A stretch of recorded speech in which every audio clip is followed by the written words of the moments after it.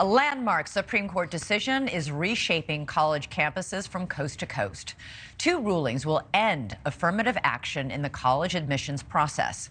Chief Justice John Roberts wrote the opinion, stating while enrollment for Black and Hispanic students increased, the law discriminated against white and Asian students. Several Asian student groups had for years pushed for the change. The schools in the case, Harvard and the University of North Carolina, say race is used in a limited way. But dropping it as a factor altogether would make it much harder, they say, to achieve a student body that looks like America. So now, most colleges and universities will have to use other race-neutral ways to assemble a diverse student body, like focusing on socioeconomic status. The backlash from those who support affirmative action has been loud, including from the three liberal justices on the bench. Justice Ketanji Brown Jackson, the court's first Black woman on the bench, called the decision truly a tragedy for all of us. She had recused herself from the Harvard case, but still issued a statement. Joining us now is NewsNation legal contributor Jesse Weber. He is also an anchor on the Law and Crime Network.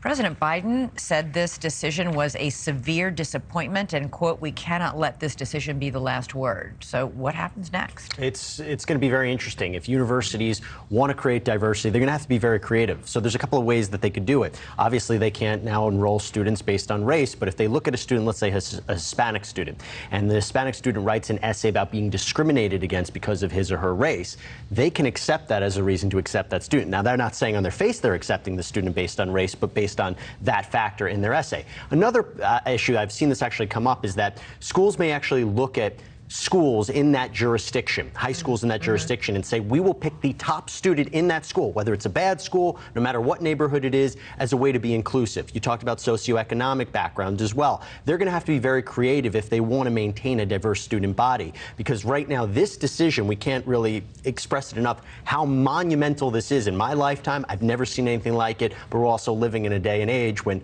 stare decisis and precedent has changed, especially since Roe v. Wade. We do know that the U.S. military and quite a few major U.S. corporations had all written briefs supporting keeping affirmative action in Harvard and UNC and therefore other colleges.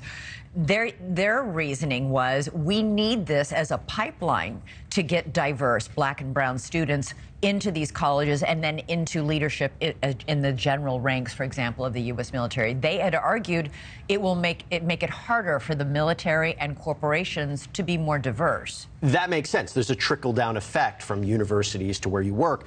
The thing with the military is we already have a recruitment problem. They're in a very specific point. So I think they have to be separated from schools in and of themselves. And I think that's one of the reasons why they weren't included within this decision, because there's a strong problem in this country with getting recruitment in general across the board. It doesn't matter even about race. So I can understand why they supported it and why they clearly are affected by this decision. Were you surprised to hear Justice Sotomayor read? She had a stinging rebuke. Yep. She said, quote, the decision cements a superficial rule of colorblindness in an endemically segregated society where race has always mattered and continues to matter. No, I'm not surprised. It got really ugly between the justices. There was a fundamental difference about what equal protection under the law is. The conservative group believes that you can't create a system that benefits one race over another.